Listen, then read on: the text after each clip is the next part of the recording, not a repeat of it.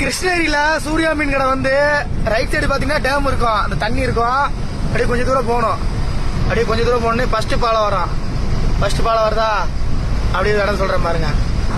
அப்படியே இந்த பாலம் ஏறணுன்னே அடுத்த பாலம் வரும். அடுத்த பாலம் தாண்டோன்னையும் அப்படியே இடம் காட்டுறேன் பாருங்க.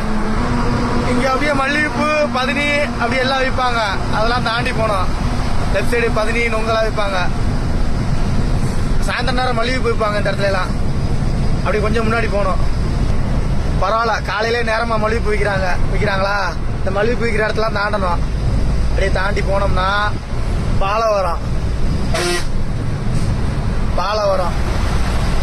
மல்லிகைப்பூ விற்கிற இடத்த தாண்டோன்னே பாலம் வரும். பாலம் ஏறி இறங்கணுன்னே லெஃப்ட் சைடு கிருஷ்ணகிரி சூர்யா மீன் கடை.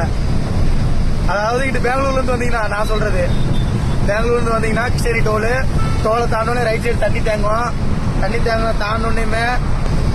தாண்டினே பாலம் வரும். பாலம் தாண்டோடனே மல்லிகைப்பூ, நொங்கெல்லாம் வைப்பாங்க. அப்படியே ஒரு சின்ன பாலம் தாண்டோடனே லெஃப்ட் சைடு கிருஷ்ணகிரி சூர்யா மீன் கடை. இந்த இடத்துல நீ பார்க் பண்ணணும் வண்டியை. இப்படியே பார்க் பண்றேன்னா இல்லை, பார்க் பண்ணிட்டு சூர்யா மீன் கடை இருக்கா, ரெண்டாவது கடை, நடுவு கடை, அதான் கிட்ட வரும்போது ரெண்டாவது கடை சூர்யா மீன் கடை இருக்கா. நம்ம தான் பார்சல் வாங்கிட்டு எர்ணாகுளம் போகணும், டைம் இல்லை. சூர்யா மீன் கடை அவ்வளோதான், வந்தாச்சு. கிருஷ்ணகிரி சூர்யா மீன் கடை வந்தாச்சு.